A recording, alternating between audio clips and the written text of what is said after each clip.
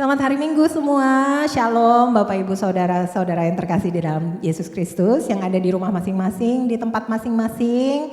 Saya percaya kita semua ada di dalam keadaan baik-baik saja. Kalaupun misalnya ada yang sedang sakit atau sedang mengalami kelemahan tubuh, tapi tetap saya percaya kita tetap bersuka cita, amin. Dan hari ini bersama-sama semua saudara seiman yang ada di tempat masing-masing, saya mau ajak kita semua untuk menyembah Tuhan. Haleluya. Mari kita puji Tuhan.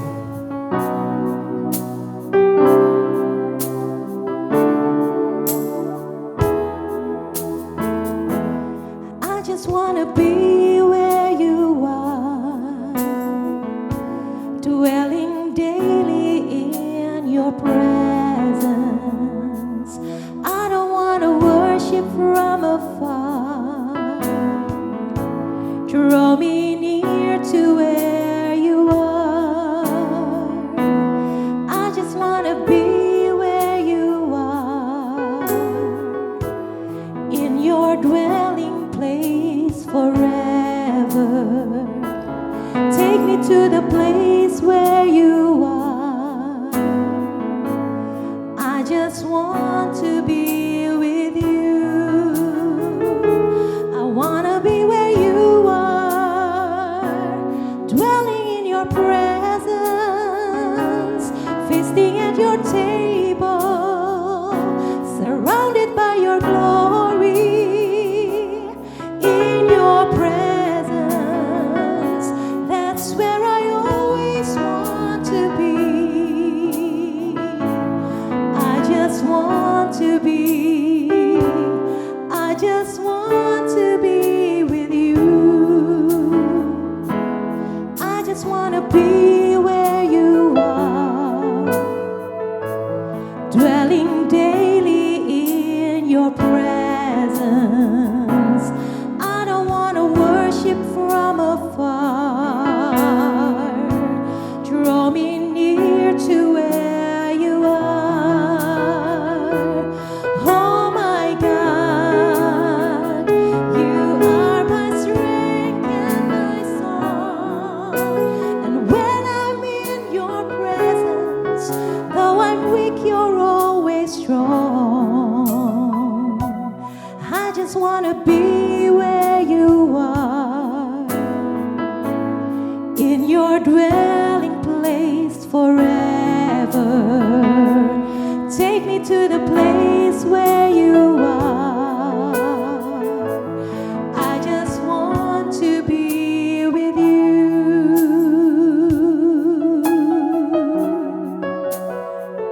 Oh, take me to your place, oh Lord. I just want to be where you are.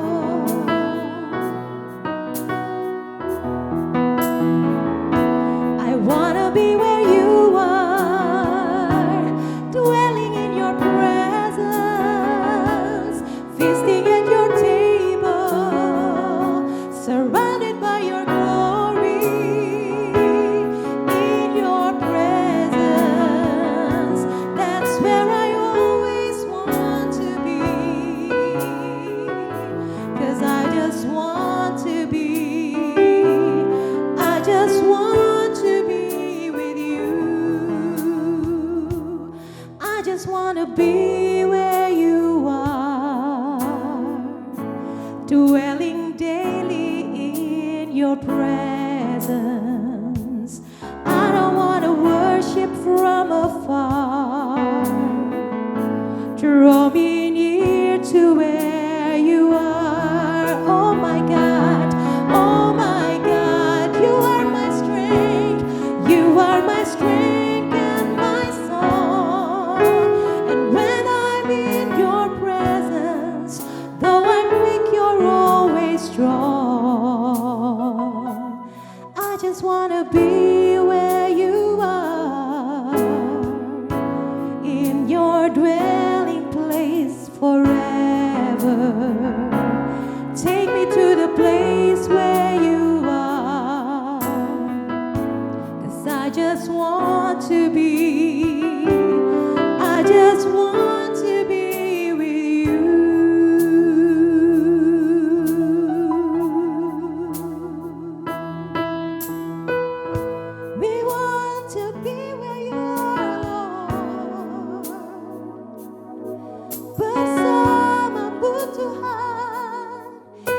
itu yang kami rindukan.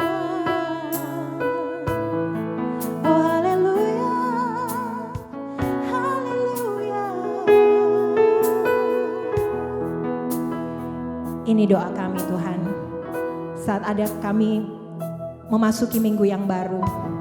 Biarlah kerinduan kami hanya ingin ada bersama dengan Engkau.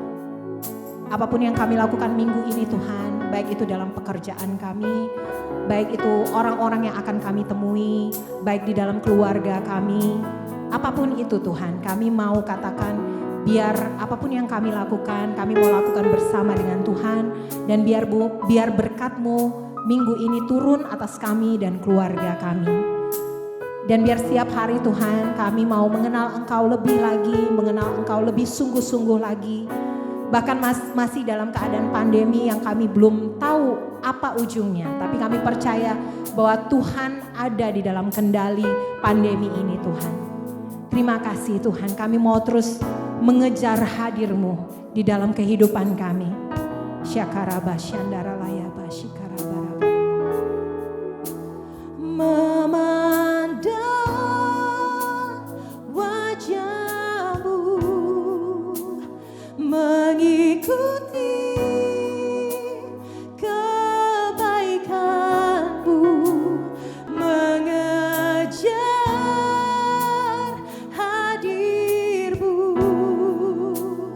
dalam hidupku.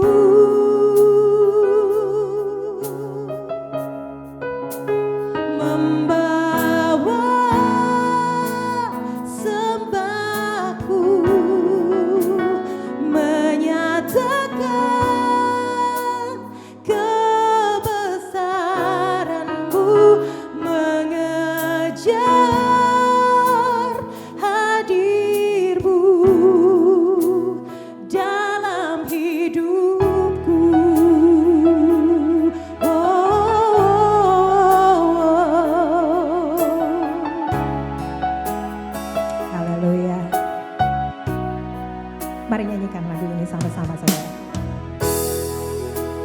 Dekat padamu itu rinduku,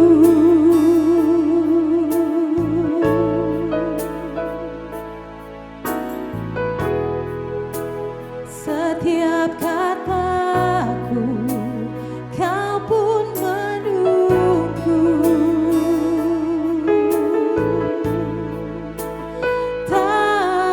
Kusangka ku temukan satu kasih yang abadi. Kini ku datang dan ku bawa hidupku.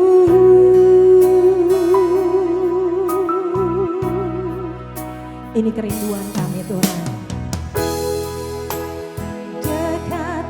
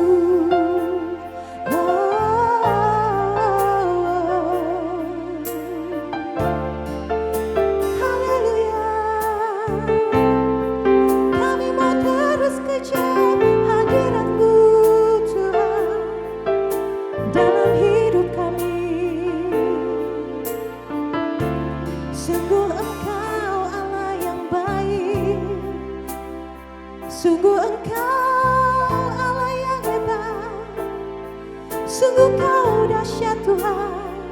Shandarama shandarere yabashano, kinarala yabashikiri yabatara yabasha. Oh na na na, oh na na na na na sha, niriri, kinana yabashandere yabatakara yabasha.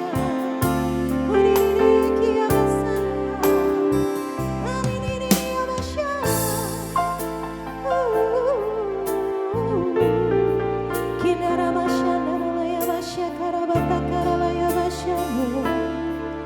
Indarabasya karalaya basya karalaya basya karabata karalaya shikarabat sandaralaya basya indaramaralaya basya narata karalaya basya naralaya baralaya baralaya baralaya baralaya shandarabasya naralaya Kau Allah yang dahsyat, Kau Allah yang hebat, Kau kubu pertahanan kami, kota benteng perlindungan kami selamanya. Kau Allah yang bela kami. Haleluya. Haleluya. Terima kasih Tuhan Yesus, karena kami tahu hadirat-Mu itu terus ada menyelimuti kami hari demi hari. Hari ini kami berdoa Tuhan, kalau ada di antara anak-anak-Mu yang di rumah yang sedang sakit, yang sedang lemah, yang sedang dalam kesulitan. Hari ini kami minta pertolongan-Mu Tuhan, kami minta kesembuhan yang daripada-Mu. Turun kepada setiap anak-anak-Mu yang ada di rumah-rumah Tuhan. Kami percaya ini iman kami, saat kami butuh pertolongan Engkau ada di sana untuk menolong kami. Dan tangan-Mu itu tidak kurang panjang untuk menjangkau kami dan menolong kami. Terima kasih Tuhan, kami percaya kesembuhan telah kami alami, kami percaya kekuatan telah kami dapatkan, kami percaya pemulihan telah ada bagi kami. Terima kasih Tuhan, terima kasih. Terima kasih untuk sukacita hari ini, dan kami akan mendengarkan firman-Mu Tuhan. Biar kami siapkan hati kami, biar hati kami jadi ladang yang subur, tanah yang subur untuk mendengarkan firman-Mu. Kami siap dengan nasihat-Mu, teguran-Mu Tuhan, pesan-pesan-Mu. Biar pesan-Mu hari ini, firman-Mu hari ini menjadi rema di dalam kehidupan kami. Dan yang paling utama, bisa kami lakukan di dalam kehidupan sehari-hari. Terima kasih Tuhan, terpujilah Engkau selama-lamanya. Dimuliakanlah nama-Mu. Di dalam nama-Mu kami berdoa mengucap syukur. Mari sama-sama saya, semua yang percaya katakan amin. Halo Jemaat Home Church Jakarta, kita berjumpa kembali pada hari ini di ibadah online. Dan pada kesempatan hari ini, saya mau membawakan tentang serendipity, kebetulan yang memuliakan. Nah, saya tidak tahu apakah teman-teman pernah mendengar kata ini, tapi serendipity dalam bahasa Inggris, jika diartikan adalah the occurrence and development of events by chance in a happy or beneficial way. Intinya bahwa kita mengalami kejadian-kejadian yang kebetulan dan ternyata kebetulan itu mendatangkan sesuatu yang menyenangkan atau menguntungkan kita. Nah, teman-teman mungkin pernah mengalami dalam hidup ada mendengar, melihat, atau bahkan jadi mengalami kebetulan-kebetulan atau kejadian-kejadian atau momen-momen yang pas, gitu ya. Dan pasnya itu menyenangkan bagi kita. Ya, pas lagi nggak ada duit, ternyata ada yang mentraktir. Atau lagi kebetulan jalan, ketemu uang hilang di jalan, misalkan seperti itu. Dan kita suka sebut hal-hal itu seperti namanya keberuntungan, atau kita sebutnya hoki gitu ya. Nah, biarpun ada kebetulan-kebetulan yang menyenangkan, tapi juga kita tahu ada kebetulan-kebetulan yang tidak menyenangkan. Dan itu biasanya kita sebut sebagai kesialan atau tragedi. Ya, yang kita tetap aja nggak tahu, terjadi aja. Ya, kita nggak bisa menjelaskan kenapa. Kita rasanya udah cek itu bukan salah kita emang hanya melakukan hal yang biasa, tapi ya terjadi saja seperti itu. Nah, pada hari ini saya mau mengajak teman-teman di Home Church untuk melihat tentang kisah dua orang janda dan kebetulan-kebetulan yang mereka alami. Bagaimana kebetulan-kebetulan itu membentuk hidup mereka dan membawa mereka pada sebuah cerita yang luar biasa. Nah, mari kita beralih ke kitab Rut. Ya, di Rut pasal 1 ayat 1 sampai 5. Pada zaman para hakim memerintah, ada kelaparan di tanah Israel. Lalu pergilah seorang dari Bethlehem Yehuda beserta istrinya dan kedua anaknya laki-laki ke daerah Moab untuk menetap di sana sebagai orang asing. Nama orang itu ialah Elimelek, nama istrinya Naomi, dan nama kedua anaknya Mahlon dan Kilion. Semuanya orang-orang Efrata dari Bethlehem Yehuda. Dan setelah sampai ke daerah Moab, diamlah mereka di sana. Kemudian matilah Elimelek suami Naomi, sehingga perempuan itu tertinggal dengan kedua anaknya. Keduanya mengambil perempuan Moab, yang pertama bernama Orpa, yang kedua bernama Rut, dan mereka diam di situ kira-kira 10 tahun lamanya. Lalu matilah juga keduanya, yakni Mahlon dan Kilion. Sehingga perempuan itu kehilangan kedua anaknya dan suaminya. Kalau teman-teman lihat cerita ini bahwa ada satu keluarga yang pindah ke daerah Moab karena ada kelaparan di Israel pada waktu itu. Dan mereka menyingkir karena mereka mencari peruntungan yang baru mungkin. Tapi sayangnya Elimelek, sang kepala keluarga, lalu dengan dua orang anak laki-lakinya meninggal dunia di tanah asing. Sehingga tinggallah Naomi dengan kedua menantunya perempuan. Dan dalam kondisi seperti itu teman-teman, tentu saja tragedi demi tragedi terjadi, mereka sepertinya putus asa. Dan Naomi karena tidak punya lagi hal-hal yang mengikatnya di Moab, dia berpikir, aku mau pulang, balik ke Israel. Dan lalu dia menyuruh kedua menantunya untuk pergi. Orpa, penantunya yang satu, bersedia untuk pulang kembali ke rumah orang tuanya. Tapi menantunya yang satu lagi yang bernama Rut memilih untuk ikut bersama mertuanya. Ketika didesak, ngapain kamu ikut saya? Saya perempuan sudah tua, saya nggak bisa lagi kasih kamu anak untuk dinikahi seperti itu. Ini jawaban Rut. Mungkin teman-teman pernah baca, dan ini satu jawaban yang terkenal dari Rut, yaitu di Rut 1 ayat 16-17 dia berkata, tetapi kata Rut, janganlah desak aku meninggalkan engkau dan pulang dengan tidak mengikuti engkau. Sebab kemana engkau pergi, ke situ jugalah aku pergi. Dan di mana engkau bermalam, di situ jugalah aku bermalam. Bangsamulah bangsaku dan Allahmulah Allahku. Di mana engkau mati, aku pun mati di sana. Dan di sanalah aku dikuburkan.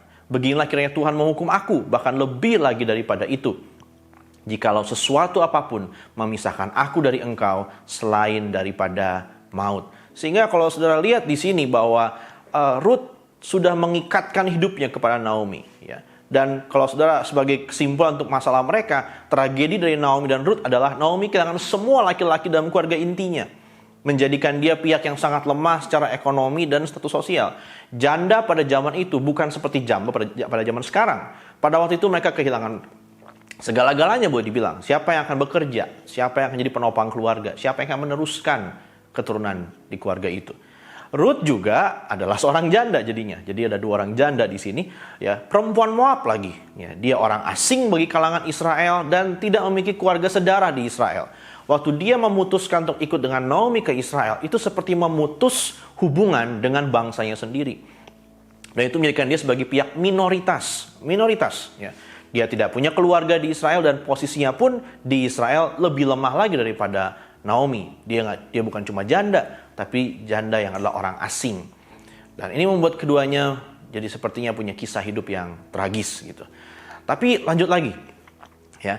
Ketika sampai ke Israel, nah di Rut 2 ayat 1-3, Naomi itu mempunyai seorang sanak dari pihak suaminya, seorang yang kaya raya dari kaum Elimelek, namanya Boas. Maka Rut perempuan Moab itu berkata kepada Naomi, biarkanlah aku pergi ke ladang memungut bulir-bulir jelai di belakang orang yang murah hati kepadaku. Dan sahut Naomi kepadanya, pergilah anakku. Pergilah ia, lalu sampai di ladang dan memungut jelai di belakang penyabit-penyabit. Lalu kita ketemu kata ini, kebetulan ia berada di tanah milik Boas yang berasal dari kaum Elimelek. Jadi ketika sampai di Israel, mereka miskin, mereka tidak punya pemasukan atau penghasilan, maka Rut berkata kepada mertuanya bahwa saya akan pergi untuk memungut jelai. Ya, di belakang penyabit-penyabit di masa menuai gitu. Nah, kalau saudara baca, ya, Rut dia dalam kitab Taurat di Imamat 19 ayat 9 sampai 10. Tuhan memberi perintah kepada bangsa Israel, kalau menuai jangan semua sisa-sisa tuaian itu diambil. Kenapa? Supaya orang-orang miskin, misalnya ada orang miskin pada waktu itu di sana, mereka kalau mereka kelaparan, mereka seperti ya tanda kutip memulung atau mengais dari sisa-sisanya orang yang menuai. Nah, waktu menuai, ya Tuhan melarang orang Israel untuk sampai bersih gitu menuainya. Ya, jadi ini mungkin agak mengganggu buat teman-teman yang perfeksionis yang kalau makanan pasti dihabiskan gitu ya. Nah, sepertinya Tuhan kayak bilang gini, makanan jangan dihabisin. Sisakan, biarkan itu di ladang kamu, dan biar orang-orang yang miskin yang nggak punya tanah, nggak bisa menuai pada waktu itu, bisa ambil sisa-sisanya. Ya, inilah cara Tuhan untuk memelihara supaya orang-orang miskin pun tetap punya pemasukan atau tetap punya makanan. Nah, Rut mau melakukan itu, dia tidak malu, ya, dan dia juga tahu berarti aturan ini bahwa dia kalau memungut tidak akan diusir, tidak akan diapa-apain, itu adalah bagian dari perintah Tuhan. Jadi dia mau melakukannya. Dan ia melakukan dengan rajin. Kalau saudara baca di Rut 2 ayat 7 gitu ya. Dan kisah tentang menantu yang meninggalkan tanah kelahiran demi mertuanya ini sudah terdengar sampai ke semua orang. Dan yang menarik teman-teman, ini bukan cuma soal meninggalkan tanah kelahiran. Tapi kalau teman-teman ingat tadi perkataan Rut kepada Naomi bahwa Allahmu lah Allahku. Dia sedang berkata apa? Bahwa saya menaruh iman percaya saya kepada Yahweh Elohim, yaitu Tuhannya orang Israel. Dia bukan sekedar memutuskan hubungan dengan tanah kelahiran dia juga memutuskan hubungan mungkin dengan ilah-ilah yang dia tahu sejak masa mudanya. Tapi ketika dia bergabung dengan keluarga Naomi, yang menurut pendapat saya, keluarga ini adalah keluarga yang juga takut akan Tuhan. Maka dia melihat iman mertuanya, melihat bagaimana cara hidup suaminya, cara hidup mertuanya. Dia memilih untuk ikut. Dan dia sampai di Israel ceritanya terdengar, paling nggak di wilayah kota tempat dia berada. Dan kalau saudara baca lagi juga, Boas, pemilik tanah tersebut, saya dorong saudara baca kitab Rut itu. Gampang sekali, cuma 4 pasal. Jadi baca sampai lengkap. Ada banyak hal yang harus dipotong karena waktu kita. Tapi saya dorong saudara, ayo baca. Itu kisah yang sangat menarik. Nah, Boas ini, ya, yang si mempunyai tanah, melihat Rut, dia pun terkesan dengan Rut. Sehingga dia lalu menunjukkan kemurahan hati kepada Rut dengan memberikan lebih daripada yang dituntut oleh hukum Taurat. Dia kasih Rut makan sampai kenyang, bahkan dia menyuruh pegawai-pegawainya untuk sengaja menjatuhkan sisa jelai-jelai supaya Rut bisa memungutnya. Kalau saudara baca, kira-kira dia pulang bawa sekitar 20 liter jelai. Yang kira-kira katanya 10 kilogram. Bayangin nggak? Pulang kerja hari itu dia bawa 10 kilogram jelai supaya dia bisa makan bersama dengan mertuanya. Nah, lalu kemudian kalau saudara baca kisah itu, bahwa ternyata kemudian Boas mau melakukan sesuatu yang luar biasa sekali buat Rut. Ada perkembangan yang menarik. Taurat pada waktu itu mengatur apabila ada seorang laki-laki mati tanpa meninggalkan anak, maka saudaranya wajib menikahi janda laki-laki itu, ya, agar ada keturunan, ya, baginya dari janda itu. Hukum itu berlaku bagi sanak keluarga juga. Nah, kalau saudara bingung, kok kayak gitu ya? Nah, sekali lagi, baca Alkitab, coba pelajari. Itu semacam upaya Tuhan untuk menjaga supaya setiap kaum Israel itu punya keturunan itu terus. Jangan sampai ada yang terhenti garis keturunannya, sehingga akhirnya tanahnya harus beralih ke keluarga yang lain. Karena mereka kan mewarisi tanah gitu kan ya. Nah, lewat pendekatan pribadi, yaitu antara Rut dengan Boas, dan dorongan Naomi tentu saja. Naomi mendorong Rut, ayo, sepertinya sanak keluarga ini bukan orang sembarangan, emang dia selayaknya menebus kita, menolong kita. Ayo datangin dia, ayo ngobrol sama dia. Dan juga Boas waktu didekati untuk bilang, ayo kamu bertanggung jawab untuk menebus keluarga kami, kata Rut kepada Boas. Dan Boas bersedia, tapi ada aturan legalnya. Jadi Boas selalu melakukan pendekatan legal dengan sanak keluarga dan para saksi di kota Bethlehem. Singkat cerita, akhirnya Boas menebus Rut. Menebus itu artinya keluarga Naomi dan keluarga Rut istilahnya berada di bawah pengasuhan Boas. Tapi Boas mendapatkan juga tanahnya dan semua hartanya. Tapi nggak cuma itu, Boas pun harus menikahi Rut. Gitu. Nah, itulah disebutnya menebus. Gitu ya. Nah, bagaimana kelanjutan kisah Boas dan Rut kemudian kalau saudara baca 4 pasal itu? Ada beberapa highlightnya. Boas akhirnya menikahi Rut dan Rut melahirkan seorang anak laki-laki bernama Obed. Ya, jadi akhirnya bahagia juga bahwa Ruth tidak lagi seorang diri, dia menikahi seorang laki-laki yang sangat baik, yang murah hati, sangat dihormati di kotanya, punya karakter yang bagus, menghormati hukum Tuhan, dan mereka punya anak laki-laki. Ya, Naomi juga berubah nasibnya. Dari tadi dia seorang janda yang sangat lemah secara posisi. Ya, dengan kehidupan yang begitu tragis, kehilangan suami, kehilangan 2 anak laki-laki, namun akhirnya punya kesempatan melihat cucunya. Dia mungkin udah tutup pintu kali, kayaknya saya nggak akan pernah punya cucu, nggak akan pernah bisa nimang cucu. Tapi dia bisa menimang cucunya, dan bahkan dia dipuji ya sebagai perempuan yang beruntung. Tadinya dia bilang, kalau saudara baca, dia bilang, aku pahit. Jangan panggil aku Naomi lah, sebab aku jadi marah tuh artinya pahit. Aku udah bukan lagi yang manis, aku mengalami yang pahit. Tuhan menjatuhkan tangannya ke atasku. Tapi akhirnya di akhir cerita, perempuan-perempuan di kotanya memiliki bahwa dia adalah perempuan yang sangat beruntung. Sangat beruntung. Ya. Dan Obed, nah ini, tidak diceritakan memang Obed atau cucu Naomi, anak Ruth dan Boaz ini bagaimana kehidupannya. Tapi Obed kemudian memperanakan Isai. Jadi Obed punya anak laki-laki namanya Isai. Dan Isai ini kelak punya anak. Seseorang yang saudara mungkin tahu. Namanya Daud. Yang kelak kemudian jadi raja terbesar dalam sejarah Israel. Dan dari garis keturunan inilah lahirlah Juru Selamat Mesias, Yesus Kristus. Yang hari ini kita sembah.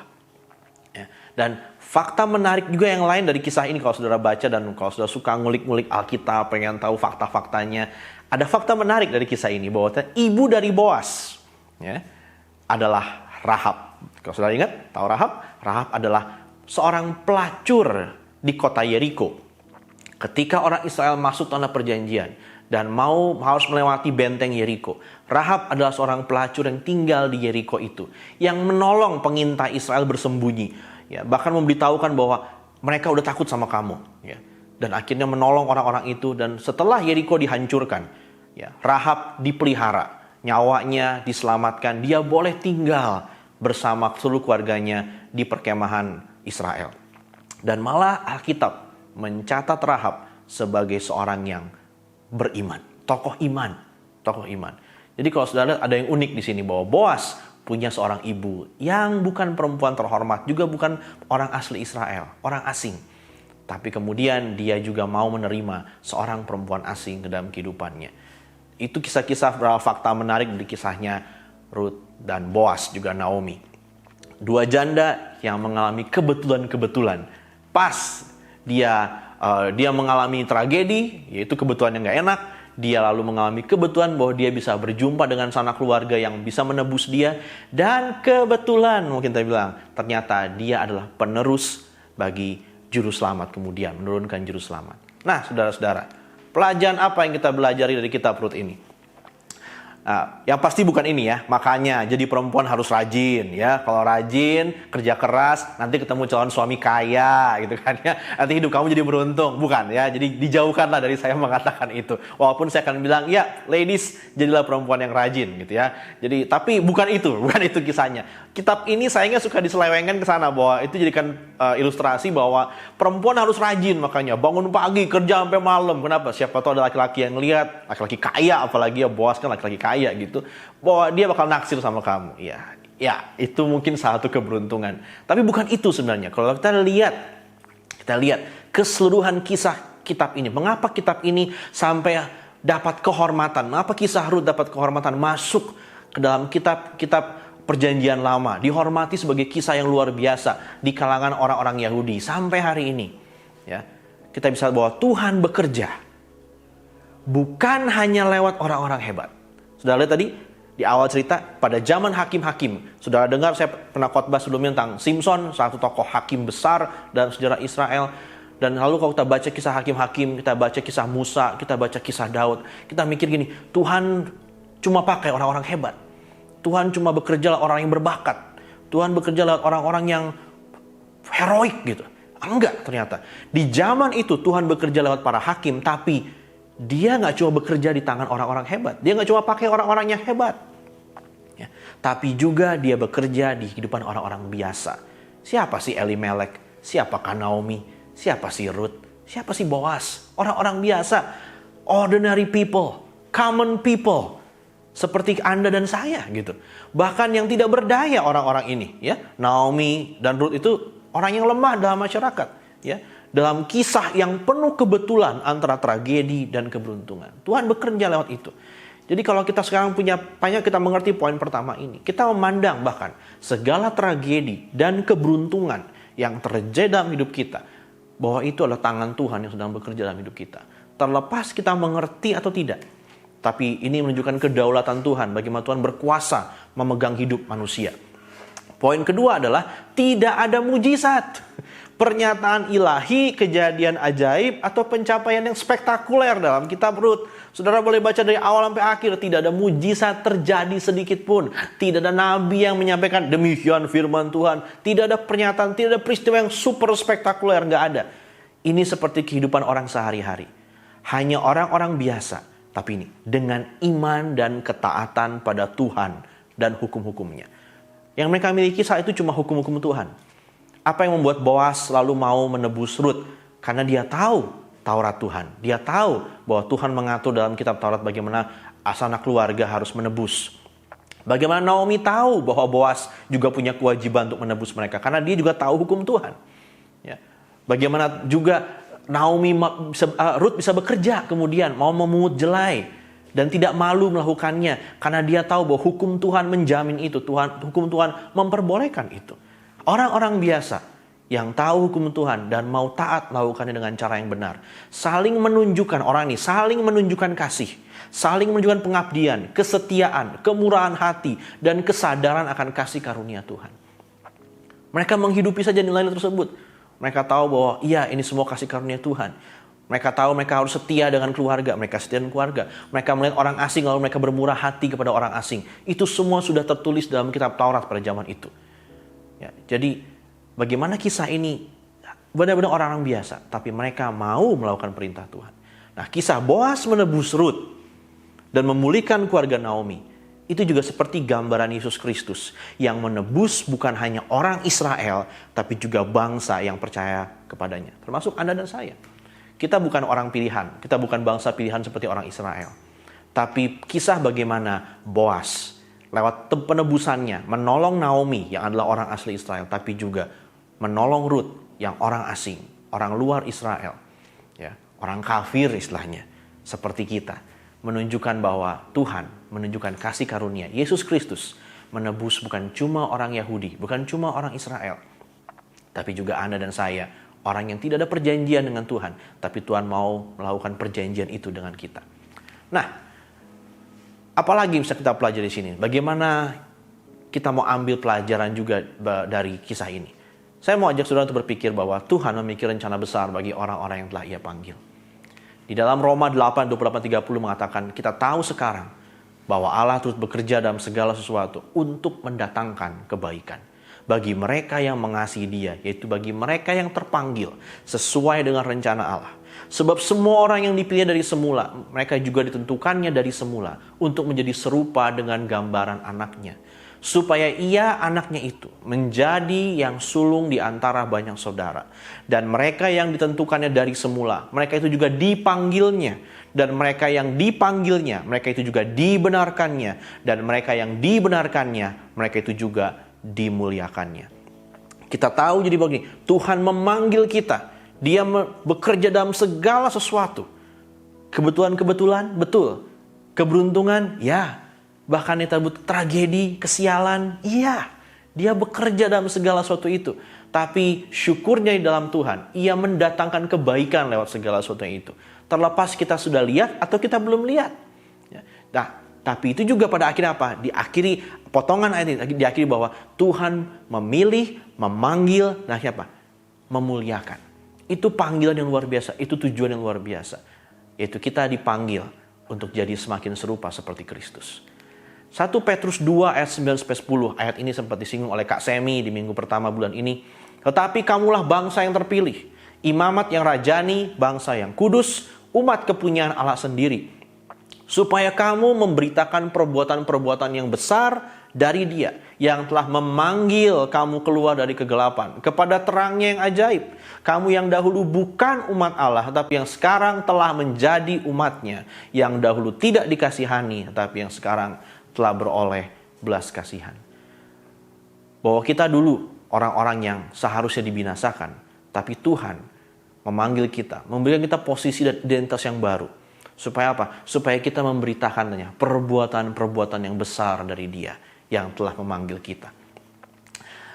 Roma 9 ayat 22-26. Paulus menuliskan demikian. Jadi, kalau untuk menunjukkan murkanya dan menyatakan kuasanya, Allah menaruh kesabaran yang besar terhadap benda-benda kemurkaannya yang telah disiapkan untuk kebinasaan. Jadi Paulus bilang, nih, Tuhan punya rencana untuk bahkan benda-benda, keadaan-keadaan. Benda ini lagi mengumpulkan tentang orang-orang yang memang ada orang-orang yang pada akhirnya akan binasa gitu.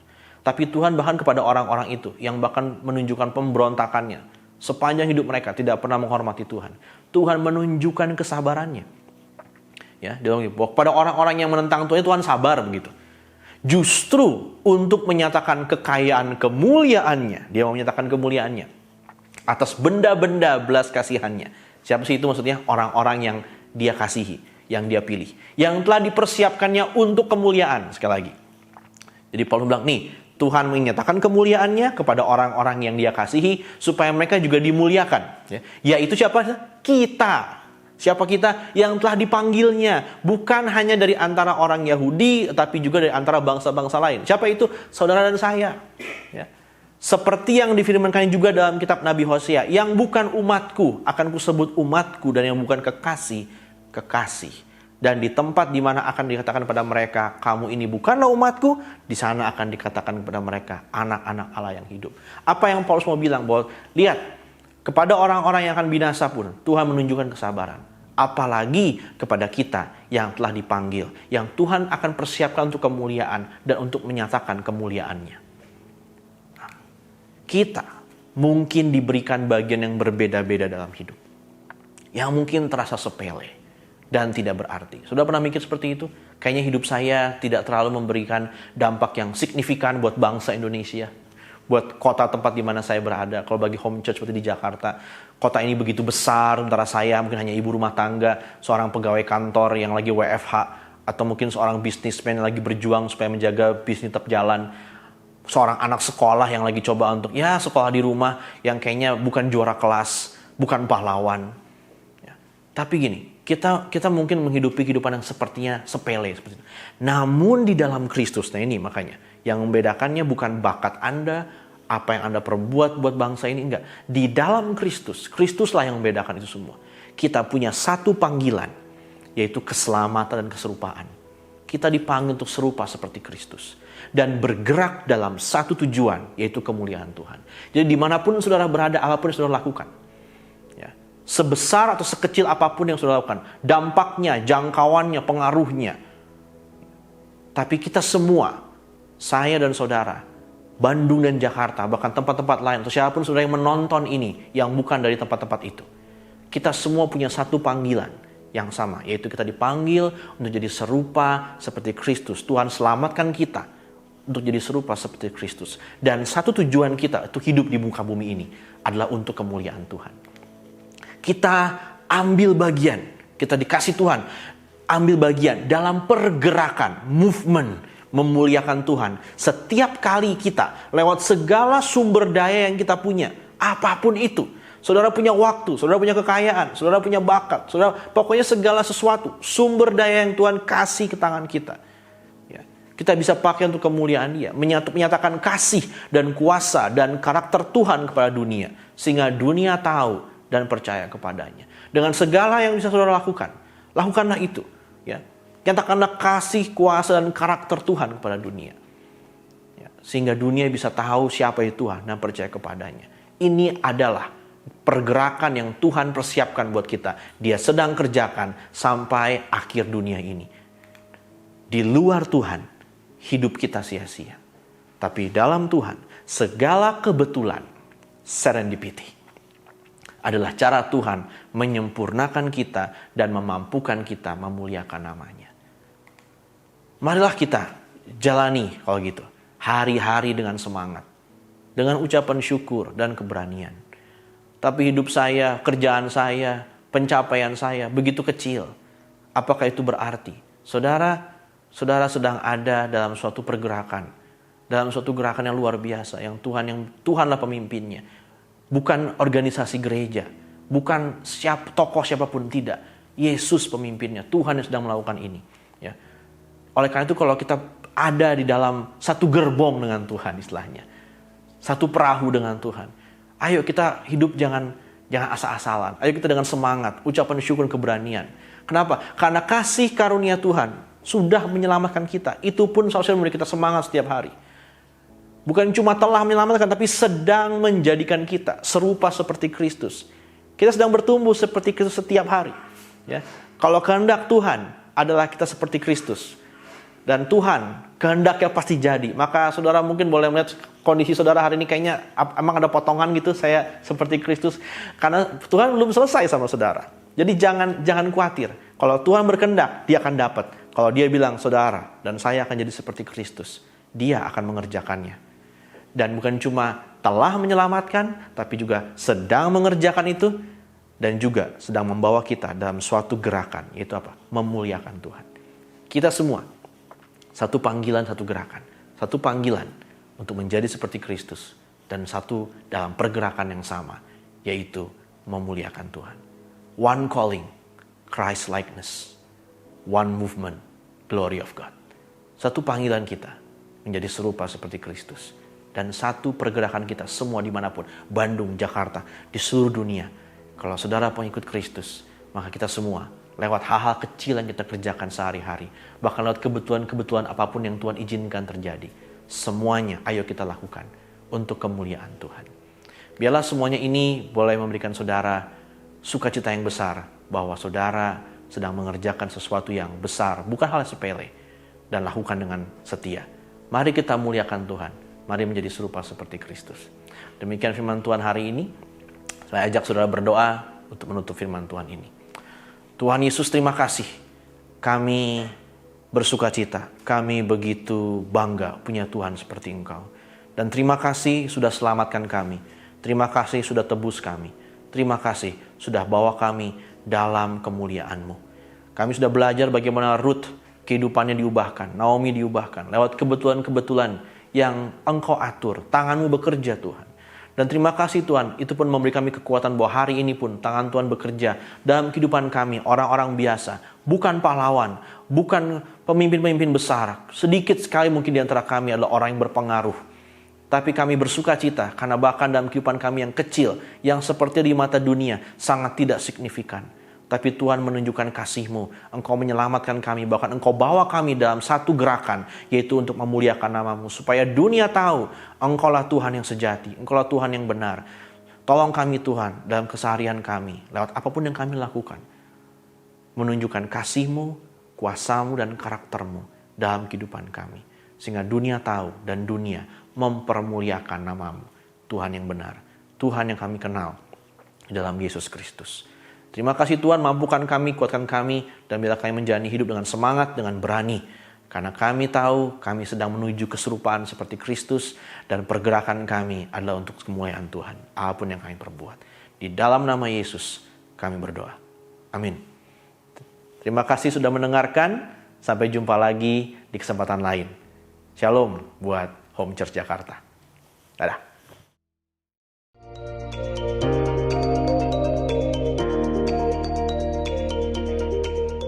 Terima kasih karena Anda telah beribadah bersama kami di Home Church Jakarta. Dan sebelum Anda mendengarkan beberapa info berikut, inilah visi dari gereja ini.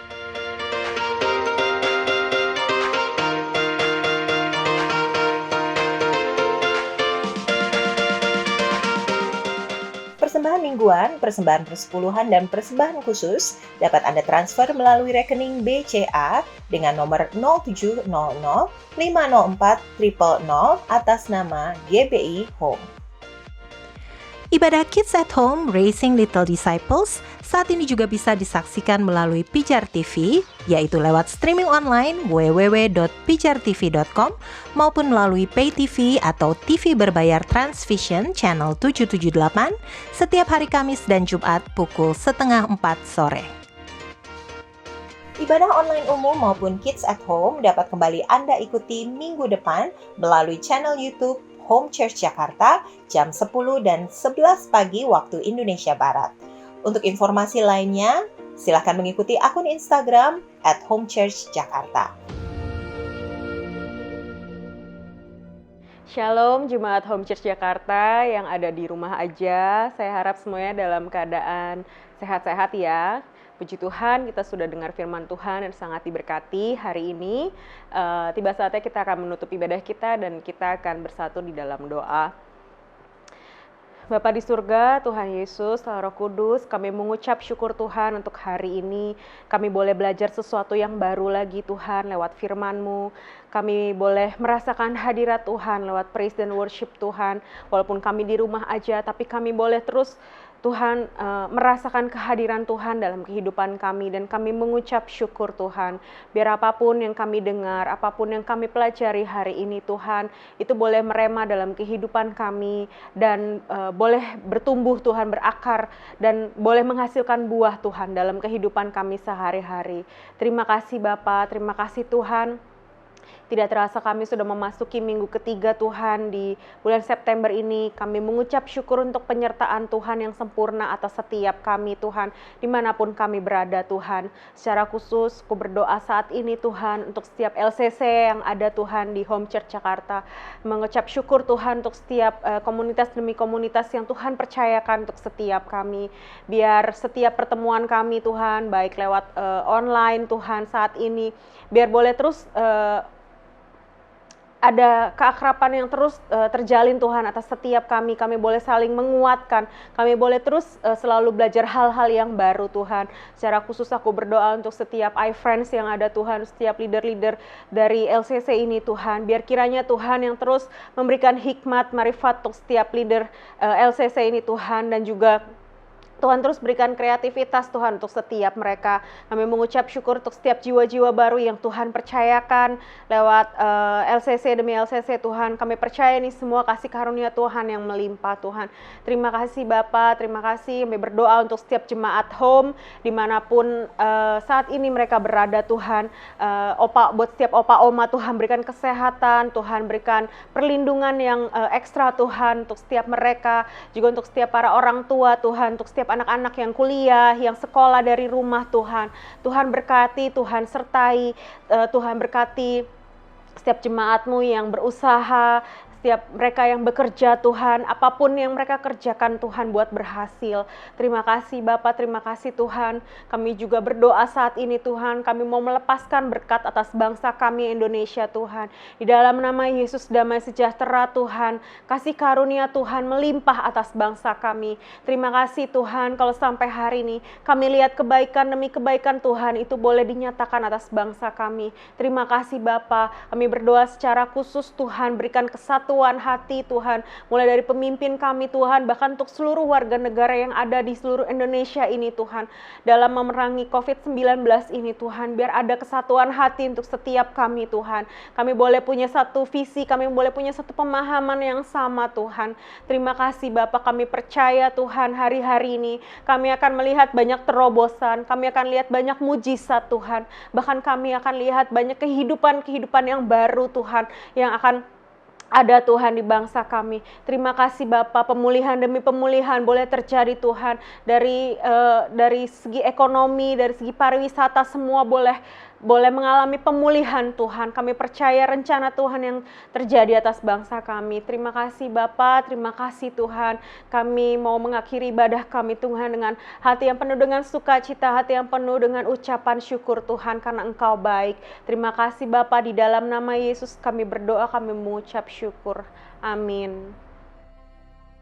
Shalom untuk semua jemaat Home Church yang dikasihi Tuhan dan semua anggota LCC dimanapun saudara melihat ibadah Sunday Service online ini. Saya percaya Tuhan memimpin kita minggu lepas minggu dalam lindungannya, dalam sukacita, dalam sejahtera, dan saya berdoa kita terus ada dalam mujizat Tuhan dan dilindungi dari sakit penyakit. Amin ya saudara. Saya berdoa kita semua sehat. Haleluya. Terima kasih untuk Pastor Ariel yang hari ini sudah menjadi berkat untuk kita semua, membagi berkatnya melalui firman Tuhan. Terima kasih, Tuhan memberkati. Dan kini saatnya kita akan selesai dengan rahmat dan berkat Tuhan. Arahkan hati saudara kepada Tuhan dan terimalah berkat Tuhan. Tuhan memberkati engkau. Tuhan menyinari engkau dengan wajahnya dan memberi engkau kasih karunia. Tuhan mengarahkan wajahnya kepadamu dan memberi engkau damai sejahtera. Berkat yang berlimpah dari Allah Bapa, di dalam kasih yang sempurna, dalam nama Tuhan Yesus Kristus, dan persekutuan yang indah dengan Roh Kudus menyertai kita mulai saat ini, bahkan sampai selama-lamanya. Terima berkat Tuhan ini. Sama-sama katakan, Amin. Tuhan berkati.